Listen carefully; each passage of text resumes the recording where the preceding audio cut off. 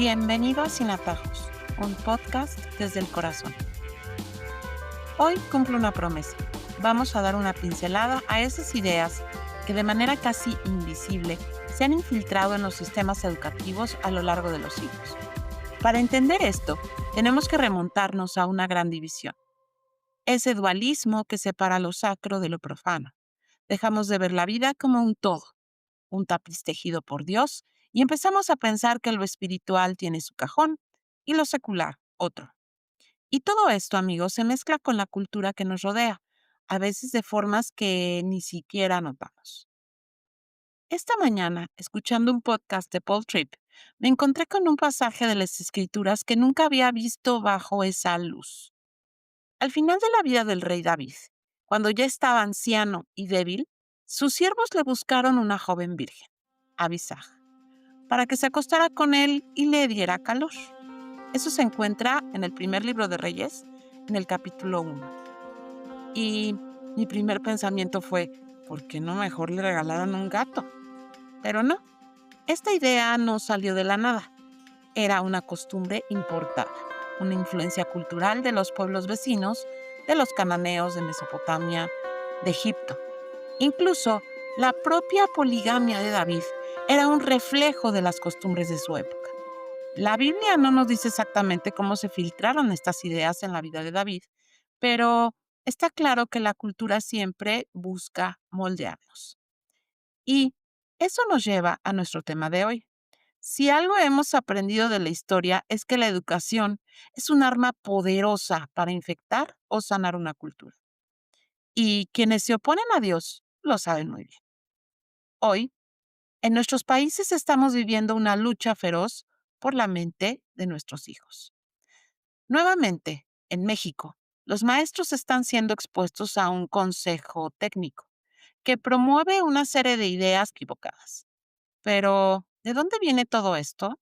¿Cuál es el origen de esa batalla ideológica por las aulas?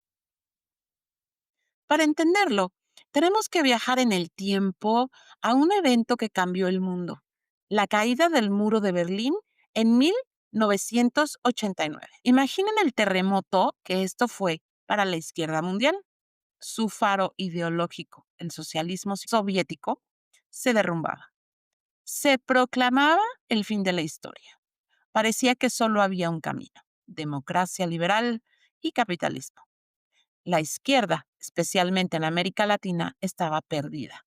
Su método tradicional, la lucha armada, lo que el teórico marxista Antonio Gramsci llamaba guerra de movimiento, había fracasado.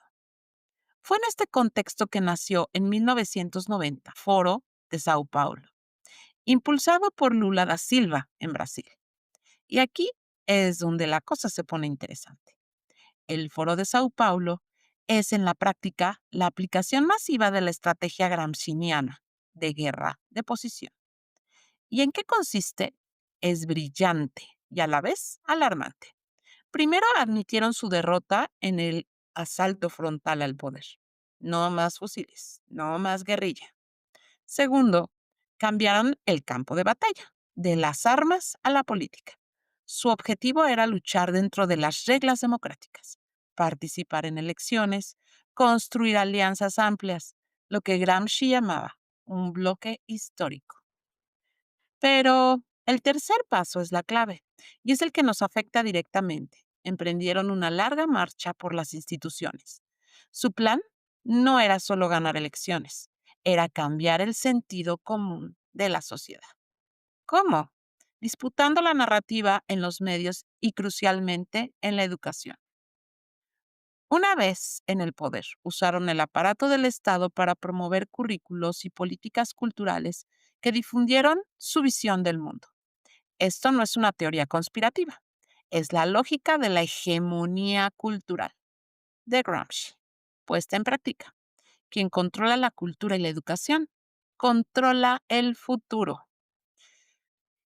A esto se le sumó la influencia de la Escuela de Frankfurt, con su crítica a la razón instrumental del capitalismo y su concepto del hombre unidimensional, un individuo pasivo, consumista, incapaz de criticar o imaginar alternativas.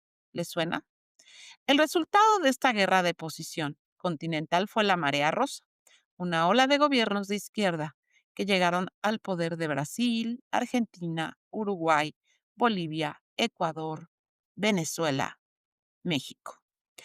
Gobiernos que con sus aciertos y enormes errores cambiaron el panorama cultural de América Latina usando las instituciones, especialmente la educación.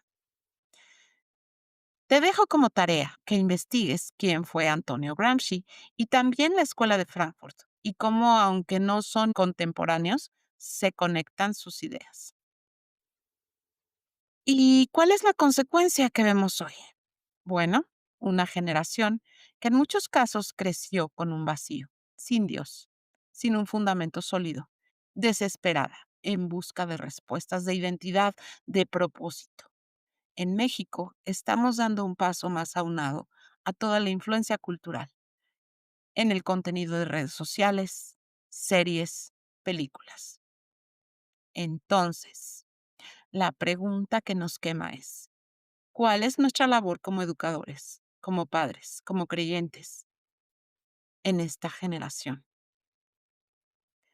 No podemos ser ingenuos. La batalla es real y es por las mentes. Nuestra tarea es contrarrestar esta guerra de oposición con una presencia llena de verdad y gracia. Es formar mentes críticas, sí, pero ancladas en la verdad.